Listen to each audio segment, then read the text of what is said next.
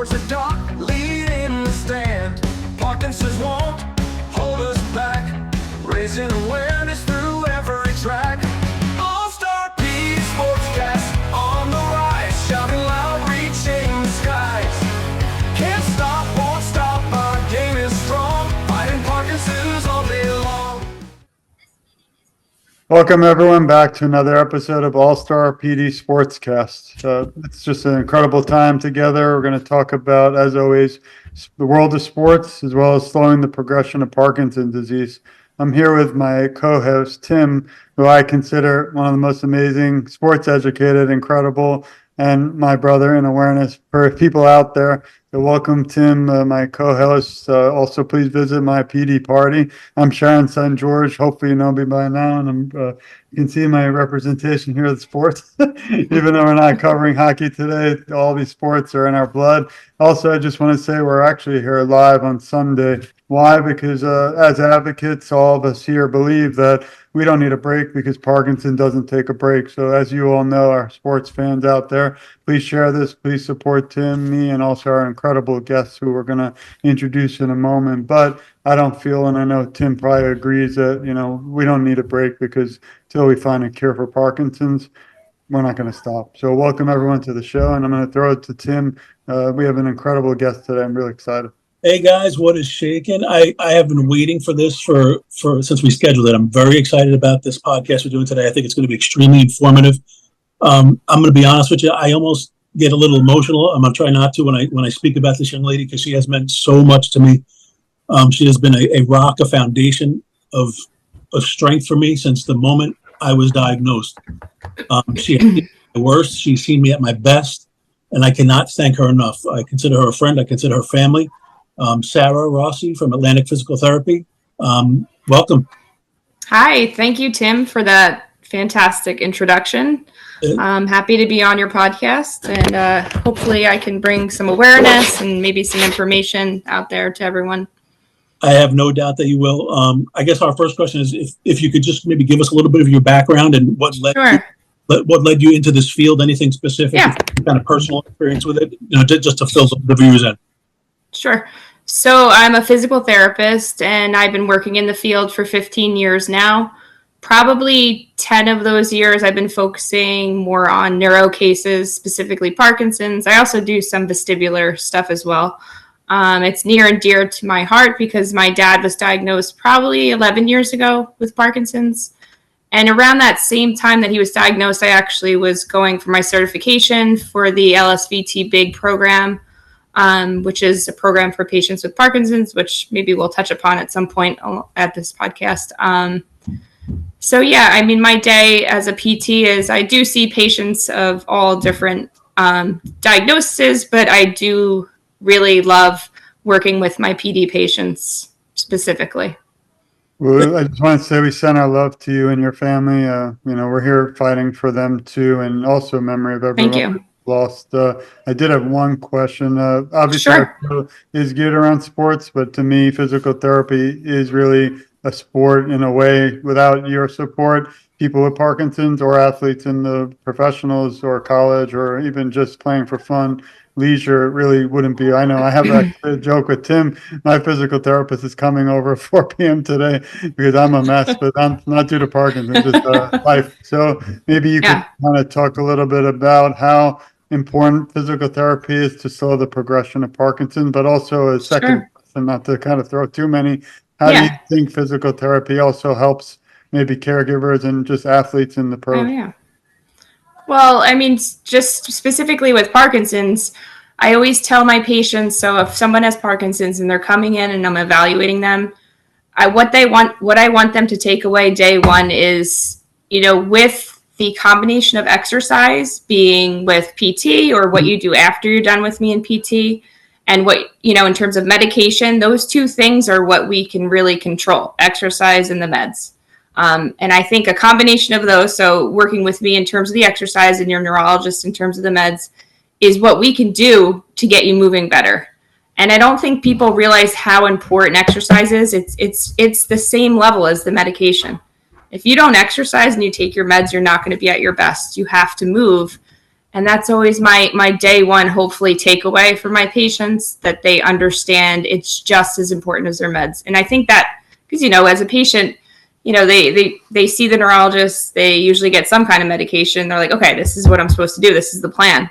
But also, like, exercise needs to be right up there. And I think the neurologists are understanding that now too, because they're mostly prescribed some kind of PT or boxing or whatnot day one, like, get moving. So that's my, in terms of my patients with Parkinson's, that's what I want my big takeaway to be day one.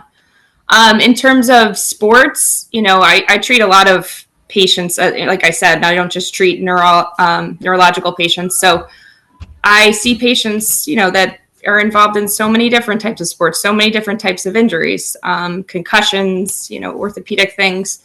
So we, as a PT, are big in the sports world. We help people get back to the field. We help people rehab and hopefully get them back sooner than they think they will. So I think we're really important in the sports world. One thing that I'll touch upon too, Sarah, because I think it's important, because this happened to me, and I may have mentioned this to you. And I want you to kind of touch upon the Big and the Loud program for people that don't know. Sure. But the one thing I will say, and again, I'm not ashamed to admit, Sarah saw me at my worst, and I think the first time you saw me, I had a cane. I couldn't even walk. I mean, you literally had to help me to the desk. And now I'm running miles at a gym thanks to your help. But the one thing that I will say is, don't be fooled. When you start to see improvements, whether it be medication, whether it be your physical therapy, I went down the path of thinking, okay, I'm past this. Like some of the basics you and I were doing together. So, with finances, that kind of touched upon it as well. But I stopped going. And it's almost like anything else. It's like riding a bike. It's 101. You cannot forget those things, because once you think, oh, I'm past this, I don't need this, let's move to something bigger. I felt the effect, and I had to come right back and start again. And the other thing too is, I'll say some of the things that you and I do can be very basic, and you touch upon it, that I'll even sometimes go in there myself and be my own therapist, because I along with you. But there's also something to be said for going in there and you seeing my progress week to week.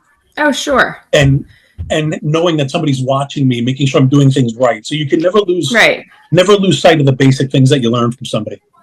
I agree. In terms of seeing patients week to week, we are, obviously we're trained to see, is there something off with their gait, or look, Tim's shoulder doesn't look right today, like something's going on there. So it's good to get a good, somebody, that knows you well, like a PT that will stay with you, so they can pick up on those things that maybe you don't see or your family doesn't see. So I think that's very important. And a lot of my Parkinson's patients, they may come for different groups of sessions throughout the year. It doesn't mean they come for the full year, but I call them tune-ups, like come back in 4 months and let's tune up and see how you're doing. Is there anything we need to change in what you do at home?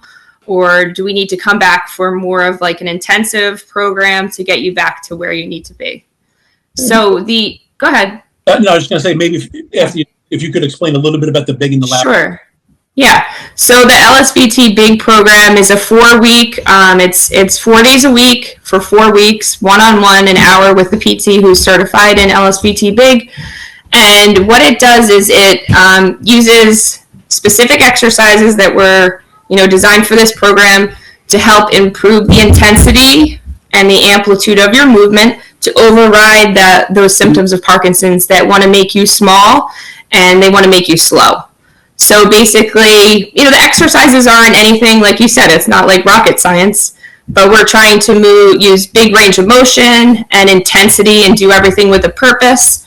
And then in addition to that, so that's the first part of the treatment, is those basic exercises, which we can advance depending on your level. Like Tim was very high level, so I had to basically make him work hard because he could do it, because you don't want it to be easy. So after you finish those exercises, the rest of the program is functional based, which is nice. So on the evaluation, we'll talk to the patient. Are you having difficulty getting out of bed, going up and down stairs, writing, opening things, buttoning? We pick out the major, probably 5 things that are, the hardest for the patient to do. And then in addition to that, we always work on gait. And we work through those movements. We break them down and try to make each movement bigger, more intense, and we practice them. So we're doing these things for 4 weeks. So hopefully by the end of our 4 weeks, the patient can say, I can go up and down the stairs better, or I can open a door better. I can get in and out of the car, and it's really effective. And I see a big difference with patients from day 1 to day 16. I'll tell George a funny story, because I don't think he knows this. When you and I first started, I remember the days where you were working on some cognitive stuff with me, and George, she would literally have me walking over hurdles, holding a cup of water, and asking me to from 100 backwards by 3. And I'm like, you asked me something I would know even if I didn't have Parkinson's? Yeah. Sounds like an episode of The Golden Child with Eddie Murphy. Yeah. I have a question, Sarah. Sure. Can you tell us, maybe I know it's hard, but is there one specific exercise individuals with Parkinson's might be able to do, on their own? Plus, do you offer, I want to talk a little bit too about your services and your organization. Sure. If you can tell us, how can people reach you, if there's a website, and also can people work with you virtually, or is it only, live like Tim is able to do? Sure. So in terms of how people could reach me, I work for Atlantic Physical Therapy Center in Toms River, New Jersey. There's a website. It's just www.atlanticptcenter.com. And they can there's information on there about the LSVT Big program as well. You can also search, so every PT that's certified in LSVT Big, I believe you can go to the LSVT Big website, which I believe it's www.lsvtglobal.com, and you can search for a PT that's certified by your zip code. So that's an easy way, like patients around, all from everywhere can find somebody that's certified. And everyone that's certified, not only do you take the initial class, but you have to keep up with the certification. So I believe it's every 2 years you get recertified. So you're up to date on all the new things. And it's, obviously you want to stay up to date with things, because with Parkinson's, things are changing all the time with medications and different studies and whatnot. What was the other question? I'm sorry. Sorry, I have so many. We never have time. But I'm just curious, is there something our listeners can do? Exercises. That's kind of a hard question, I feel like, especially because I have patients that are of all levels. Like right. Tim is very high level. But I think one thing that's very important is keeping trunk rotation. So whether it be just laying on your back and letting your knees go side to side to work on some movement throughout your trunk. Because what happens with Parkinson's is you get very stiff, especially in your trunk. You will notice that people with Parkinson's generally don't swing their arm or both. And when you don't swing your arm, your trunk gets stiff. And that's going to make your gait even worse. So looking up exercises to work on trunk mobility, I think is very important. Because if you can't keep your gait the best it can be, then it's just going to progress. So trying to keep your trunk moving and trying to be aware of your arm moving as you're walking, I think that's pretty important.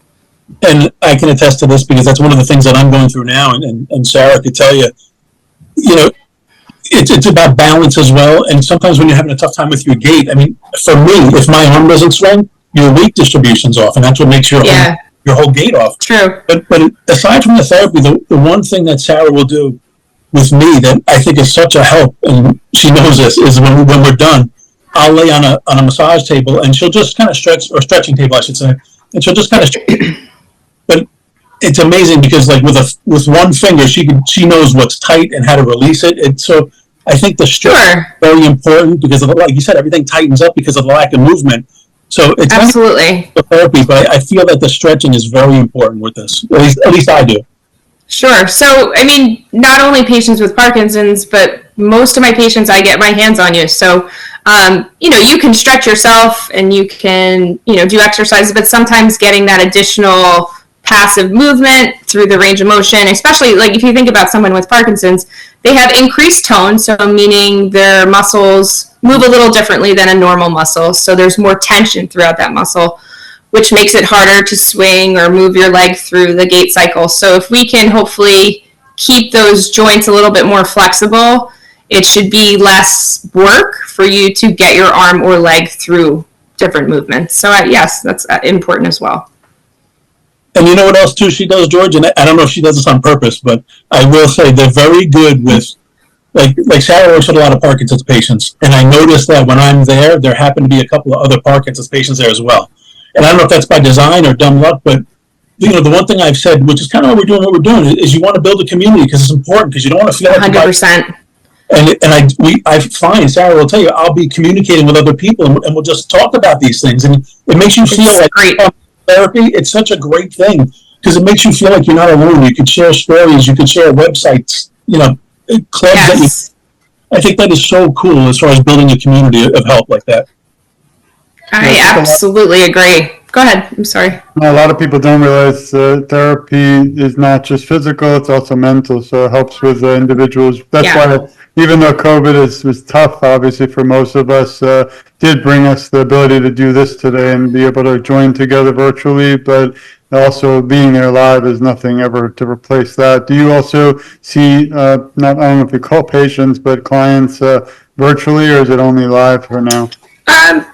I don't see patients virtually. During that, brief time right after COVID was starting, we did offer some virtual based appointments, and then it kind of faded. I feel like for some higher level people, it might be possible. And I know there's companies out there that do that virtually. I personally don't.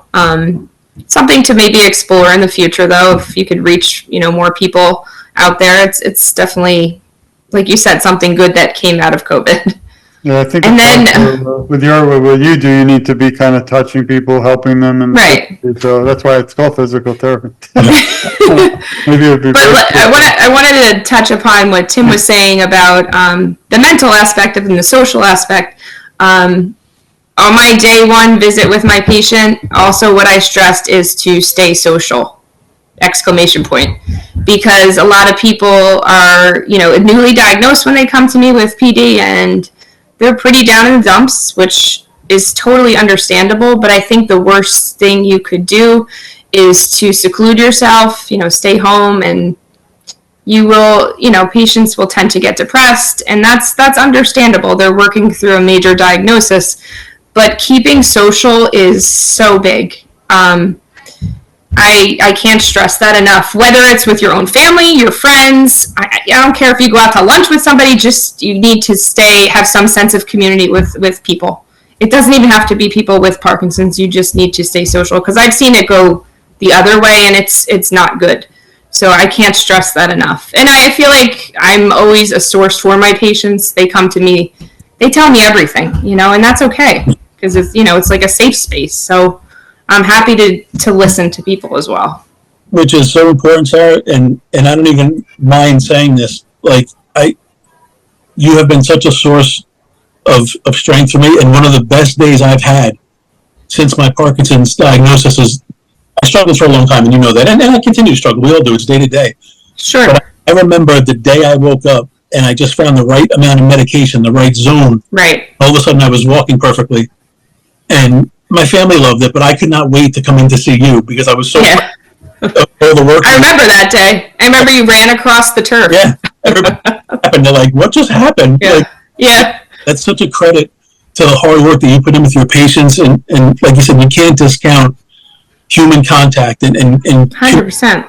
Because I was at my lowest of low when you saw me, and I'm not afraid to admit that to everybody. And now, like, I come in there, and listen, I have my bad days, there's no doubt about it, but I feel like I come in with a little bit of a buzz now. I'm happy about where I am, and as far as my diagnosis and the work that we're putting in together. So, sure. So there's a light at the end of the tunnel for everybody. I don't care how bad it feels. Like you said, I mean, we've posted, Brett Favre. I mean, he looked dejected. He just found out. I mean, we're all going to go through this. Yeah. You got to find yourself a Sarah. You got to find yourself somebody who's going to get you through the tough times and right. get the information you need. And there's a light at the end of the tunnel. There really is. I believe it. And I've seen Tim speak to some of my patients, just kind of talking, and it's nice to see that connection. And now, Tim, you're like a source for all these people too, because I feel like, I don't know, you're out there in the community of the PD world and whatnot, and you might have some information that my other patients have no idea about. So that's a nice thing. Yeah. I have one last question for me, and then maybe Tim has some final follow-ups. But what drives you, motivates you? Obviously, this is not always easy. You're helping people change their life for the better, but not everybody, can show positive change. We don't have the time, but if you look at my mother's journey, she unfortunately passed due to Parkinson's, and I can tell everybody, I wrote it in my book about Parkinson's and her journey. The number one thing in her life was physical therapy because it brought her hope. Unfortunately, at the last year of her life, it was kind of like end of life for a year, which never, it's a new program we have in Florida. And the first thing they did was X out and literally stop physical therapy. And I'll never forget, some days it was too hard for her to do it, but others she still wanted to. Because it helps her think about the future. Is she going to be here? We don't know why it progressed so quickly. Maybe with your help, I think definitely it would have not have progressed as it did. But I'll never forget the day I come to her house, the last year of her life, and this guy, a therapist, came up. He said, George, she can't do it. And I felt like he kind of gave up and was not the right person for us. Instead of being able to find time and find our own Sarah, we kind of were told by the hospice you're not allowed to because it's, so when that happened, she lost all hope, and that was kind of the decline. So I was wondering, how do you see Tim, some days he's struggling, now he's the big lovable guy that I love now and he's smiling because a lot, like he said, attests to you. So what do you do though in tougher days when there is someone who is still struggling and you try your best in there, but you just can't do what you wish? Well, I see patients of all levels with Parkinson's. Tim just, he happens to be a higher level patient, but I have patients that, really are very stiff and can't move very well. And honestly, even if I can get them to roll over or, get in and out of bed a little better, I think that's a positive spin. Like if we can accomplish anything, whether, it might not seem like much to a higher level person, but for this person to be able to roll over in bed or even scoot in bed, that's a big accomplishment to me. So I have to look at each patient individually. And then, again, especially with this LSVT big program, like it will give me even more time to kind of nitpick through functionally what I need to do to help them. So whereas Tim, we were jumping over hurdles and I was throwing things at him and making him count backwards, a patient of lower levels, we might just be working on like I said, bed mobility or their ability to sit up, in a chair better so that they can eat better. So it's what's nice, with my background is I have the tools to assess this and hopefully help people at all levels. I do work at an outpatient base though, so I don't see patients that are home that might be even lower level that couldn't make it to a facility. So I can't say much on that part. But I try to have hope for everybody, even if, like I said, if I can make a little bit of a difference, I hope that I can do that. You answered it great. And also it's important, and Tim brings it up, obviously he's young, so I always want to point out, and you see it more, how age doesn't really matter with therapy because anyone out there listening can see a physical therapist, and you might have to do different steps, stages, but I don't want everyone out there to kind of be deterred that it's not for them. They really should try it. And the best example for younger onset with my buddy Tim here, he's a great example. And again, I'm honored that you were able to join us. I don't know if Tim had any final questions. And also if you could at the end share again the website, because this is also you to be out there, but also that you're an incredible resource too for so many that listen. Sure. The only thing I would say, and that I'll close with, is, and Sarah has before that her dad suffers from this as well. So obviously she sees a lot of sides of this: the caregiver side, the physical therapy side. Me and her actually share the same doctor, I believe, if I'm not mistaken. Yep. And she just touched upon it so well. I just saw my doctor last week, and for all the things that he has said to me as far as deep brain stimulation and different therapies and medications, the one thing that he always says, which is what Sarah and Pounding into Our Brain say, is movement. Even on those days where you feel like you cannot do it, just touching upon what you just said, it's not even so much the physical aspect, like you said, Sarah, like just trying to get somebody to roll out of bed a little differently. It's the physical aspect of it, but it's also the making them mentally forcing them to say, I don't have it, but I gotta do this. Just pushing yourself a little bit. That is so important.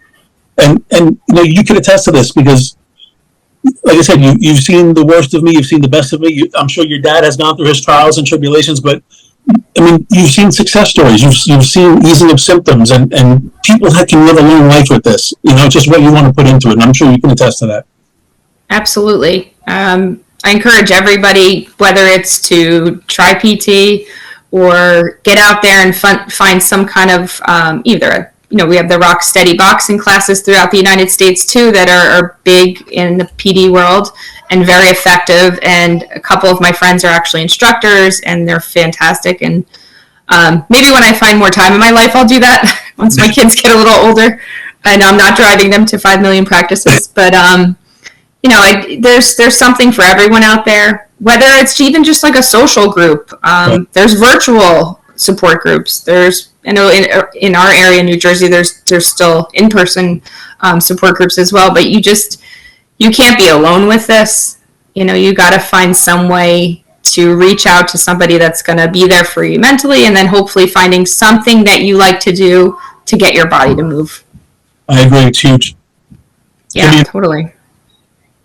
Well, I just want to thank everybody listening. Please also help support Sarah and the incredible things she does. We're going to add the website to the notes on the show. I also wanted to just tell everyone again how important physical therapy is in sports, and that's why Tim was amazing enough to have you on today, which really is beautiful. I do a different show, and we had physical therapists, but really applying it to the sports world is what we're about here. So I just want to thank you, Sarah. Thank my amazing co-host, Tim, for putting this together. We have an exciting show coming up next month where we're going to concentrate on football. Tim's already got the Dolphins hat on. I'm in South Florida, so it's beautiful weather now after the hurricane. Thankfully, it didn't hit all of us, but we send our love to everyone who unfortunately was suffering due to the hurricane. Let's hope we don't have any more. But just wanted to thank everyone again. Please share this. Please follow, actually, the All-Star PD Sports Podcast on Instagram, which Tim works tirelessly on, and it's just a beautiful thing. Every morning I wake up and see a post, I'm excited, and I learn a lot because I didn't realize so many people in the world, not just in the U.S., are affected by Parkinson's, and many, many professional athletes. So we have a few, hopefully will come on the show too in the future, we're working on. So many exciting things, but the most important thing is that can't stop fighting. You got to keep see your physical therapist. Contact Sarah. Contact him. He's really the best spokesperson because he's battling Parkinson. But I always somehow see him smiling.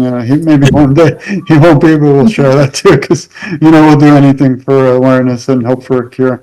On that note, I just want to thank you all again for joining us. It's been another episode of All-Star PD Sportscast hosted by me, Sharon, son George. Please support Tim at my PD Party at Instagram, Facebook, and everywhere else like TikTok. I love it. I follow him. I like everything. And, we're going to continue the discussion in the world of sports, but how important it is that things like physical therapy and sports slow the progression of Parkinson's disease. Thanks, everyone. We send our love and support. Please stay tuned. Please share this. We have so much more to do until this disease is gone from our world, and a cure at our doorsteps will be right beside you fighting for a cure. Thanks, everyone. Thank you all. Thank you, sir. Thank you.